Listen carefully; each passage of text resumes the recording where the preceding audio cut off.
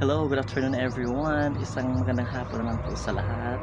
So, ito naman tayo sa panibagong araw ng aking POV. So, ang aking entry for today ay tungkol po sa content creator at vlogging.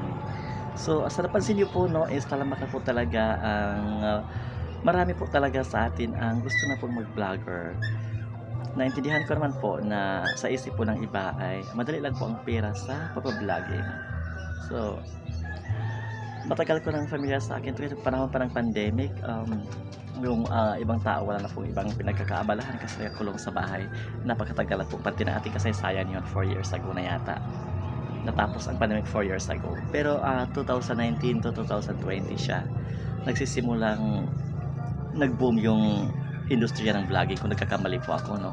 Pasintabi na lang. Pero doon ko lang talaga napansin, matagal na talaga ang industriya ng vlogging talaga. Marami na nagba-vlog noon pa, pero hindi pa gano'n katanyagan.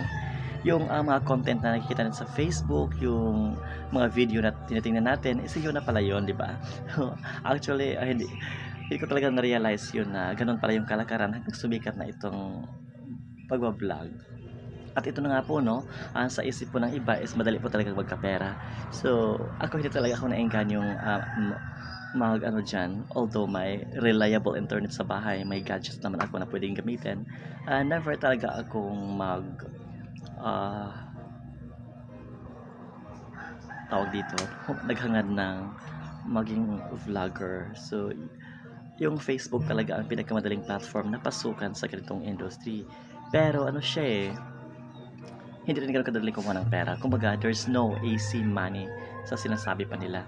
So, ano, tiyagaan lang din, sipag at tiyaga. Ganun pa rin kahit saang anggulo po. Pag humanap ng pera, sipag at tiyaga lang talaga ang puhunan nating lahat po, no? Hindi naman siya overnight or ilang araw lang papasok agad yung pera. Kahit never ko pa na-experience yan. Pero pinag-aaralan ko talaga yung ibang advice ng ibang content creator na nasa tugatog na ng industriyang ito, no? So, never ako na-inspired. So, patuloy pa rin ako sa pagiging call center agent dito sa kubong to. Oo. Naka-work from home na ako. Nakapag-desisyon ako after pandemic na ganito maging setup ko. No? Although, walang kasiguruhan, hindi siya being stable, pero mas convenient ako. Nasa sa akin yung tinatawag na work-life and balance.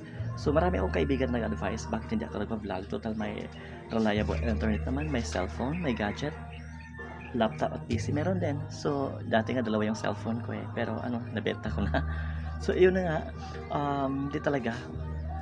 Hindi naman sa tinatamad ako. Pero, pakiano kasi, wala siyang assurance. Kahit yung pagod at sipag mo, posible namang